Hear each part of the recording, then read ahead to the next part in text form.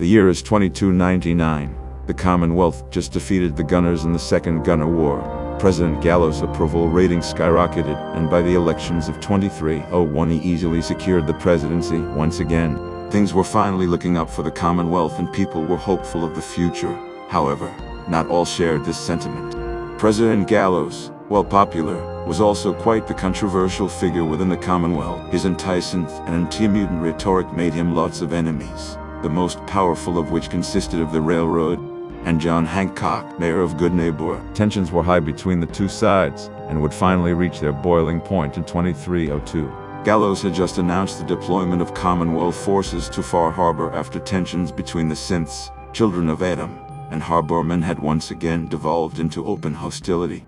With this deployment came the signing of the Brotherhood Commonwealth Treaty, which would increase cooperation between the two factions in the persecution of synths within the Commonwealth and Far Harbor. These moves were met with mixed feelings by the Commonwealth populace. On one side, some people genuinely believed that the Far Harbor intervention was just unnecessary. The anti-synth and anti-mutant rhetoric was also quite popular amongst the populace, especially country folk. However, on the other hand, you had many, often young, people who had a much stronger anti-brotherhood and anti-interventionist sentiment while also being more sympathetic towards synths and goals.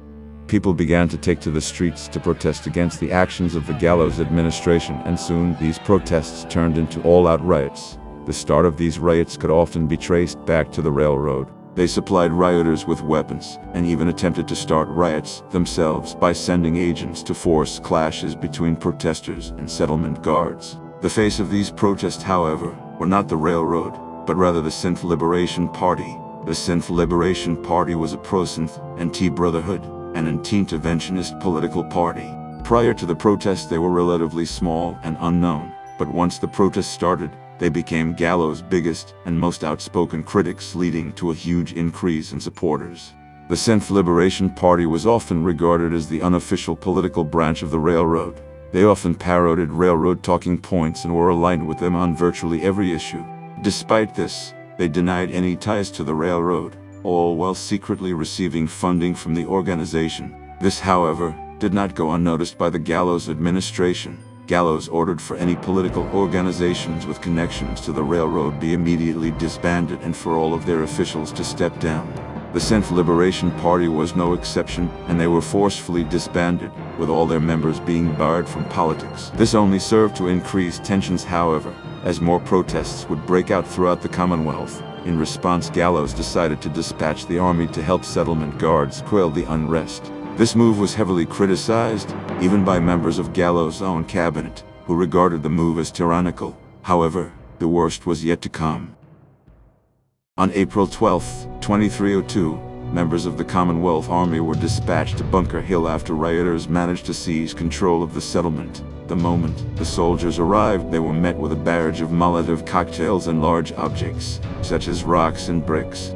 The soldiers pushed on, however, and as they began to close in on rioters, the unthinkable happened. The soldiers opened fire on the rioters, killing 8 and injuring dozens more. Accounts of what exactly happened vary depending on who you ask. Government sympathizers claim a rioter brandished a firearm, and the soldiers opened fire in self-defense. On the other hand, railroad sympathizers claim that the soldiers opened fire on the protesters under direct orders from Gallows as an act of revenge, and an attempt to quell the riots for good. Like always, the truth likely lies somewhere in the middle, but regardless, the result was the same. The dead rioters became martyrs and people were angrier than ever. The railroad decided that this was the best time to strike and began to mobilize their operatives. Without warning, railroad operatives began to attack Commonwealth and Brotherhood forces all throughout the region. In response, Gallows labeled the railroad a terrorist organization and ordered the military to crack down on railroad sympathizers. With this, the railroad rebellion was now officially underway. The first year of the conflict saw the railroad achieve many major victories over the Commonwealth and Brotherhood forces.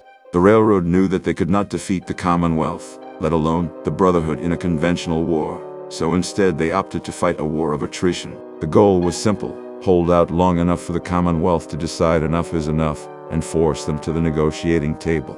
To accomplish this goal, they relied heavily on guerrilla tactics to slowly chip away at the enemy's morale. Hit-and-run attacks, bombings, kidnappings, and assassinations were just some of the many tactics employed by the railroad. To make matters worse, the riots were only getting larger in scale and violence. Despite all this, however, the conflict was still considered low intensity, and many people within the Commonwealth had yet to experience it for themselves as they continued with their normal everyday lives. By 2305, Gallows' second term had ended, and following in the sole survivor's footsteps, he opted not to run for a third term. Instead, he decided to support his former vice president for the presidential race, who managed to win by a landslide, a far cry from Gallows' overwhelming victory just 4 years ago. The new president, Benjamin Grant, reasserted his support for the Far Harbor intervention and his intention to quell the unrest within the Commonwealth. Under his presidency, the low-intensity conflict was about to explode. One of the president's first actions was the creation of the Commonwealth Police Bureau and the Defense Intelligence Agency. The Defense Intelligence Agency, or DIA for short, was an intelligence agency that responded directly to the president. Their task was to infiltrate and collect information on the railroad that will lead to their defeat. The Commonwealth Police Bureau was to oversee the newly created National Police Force, or NPF for short. The NPF was created to take over all duties of the traditional settlement defense forces, while also only having to answer to the federal government. They proved to be instrumental in quelling the unrest. They were not viewed as negatively as the military, and so were better received by the people of the settlements. However, not all received them with open arms. Clashes with rioters and railroad partisans were commonplace, but with the help of the DIA, they were able to root out these individuals and raid their hideouts within the urban areas of the Commonwealth. In response, the railroad began to flee to the countryside where they were out of the NPF's reach.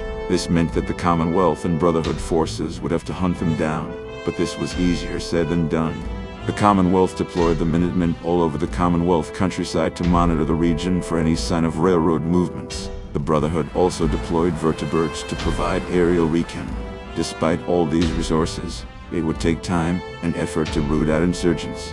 To some, however, this time and effort was not good enough. Farmers, ranchers, and other countryside residents were often left at the mercy of the railroad, who saw people in the country as backwards and barbaric. The railroad extorted, murdered, kidnapped, and forcefully conscripted the country people. But in 2308, one young man had had enough of the railroad's raider-like behavior. Liam Field was only 26 at the time, but he was out for blood after railroad operatives murdered his parents for refusing to surrender their crops to them. Liam gathered his fellow farmers, and together they formed the Commonwealth Defense Protocol, or the Protocol for short. The Protocol had one goal, and that was to protect the countryside people from the railroad's terror. They armed up and started hunting the railroad themselves. This caused a huge uptick in violence in the countryside as the railroad became even more violent and started burning down entire towns. Some within the railroad began to question if the organization had lost the moral high ground. Members such as Deacon decided to step away from the organization as they became disillusioned with the cause. While the countryside broke out into war between the Protocol and the railroad, tensions were once again rising in the settlements. Another large wave of protest was underway, and once again Bunker Hill fell into the hands of rioters. The government was determined to avoid a repeat of the Bunker Hill massacre. This time the National Police would be the ones to storm the settlement, while the army monitored the outside, capturing any escapees. The police were armed with only shields, batons, and non-lethal weapons in order to avoid a repeat of the last siege. The gates opened, and the officers flooded the settlement. They clashed with rioters in close melee combat and fought them for what seemed like hours. However, in the end, the police were able to overwhelm the rioters and retook control of the settlement, marking the beginning of the end for the railroad rebellion.